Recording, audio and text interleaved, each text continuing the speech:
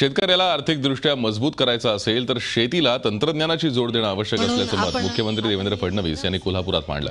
शेतकऱ्याला कर्ज दिलं जातं मात्र शेतीत गुंतवणूक केली जात नाही या वास्तवाकडेही त्यांनी लक्ष वेधलं। शेतमाल आणि शेतकरी मार्केटशी जोडला जाणं आवश्यक असल्याचं ते म्हणाले। महाराष्ट्र आतापर्यंत छत्रपती शाहू महाराजांच्या मार्गावरून चालला असता तर आज महाराष्ट्र दुष्काळ मुक्त झाला असता अशी प्रतिक्रियाही त्यांनी दिली आहे। आमच्या शेतकऱ्याला जे काही तंत्रज्ञान हवं आहे, जे काही पाणी हवं आहे, जे काही त्या ठिकाणी व्यवस्था हवी आहे त्या व्यवस्था आम्ही पूर्णपणे देऊ शकलेलो नाहीत।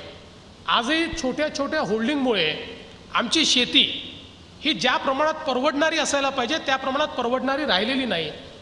आणि त्यासोबत आपण जर बघितलं तर शेतीमध्ये आपण कर्ज देतो पण शेतीमध्ये गुंतवणूक मात्र आपण अतिशय कमी करतो आणि जोपर्यंत शेतीमध्ये गुंतवणूक होणार नाही तोपर्यंत शेतीची परिस्थिती बदलणार नाही।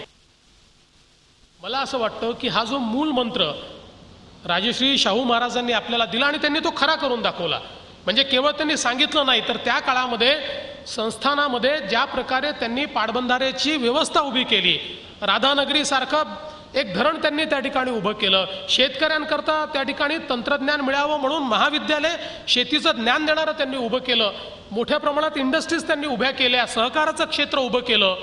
मला असं वाटतं की त्याच मार्गानं आपण जर आज या ठिकाणी चाललो तर निश्चितपणे आपण शेतकऱ्यांसमोरच्या ज्या अडचणी आहेत, ज्या समस्या आहेत त्या समस्या या ठिकाणी सोडवू शकतो।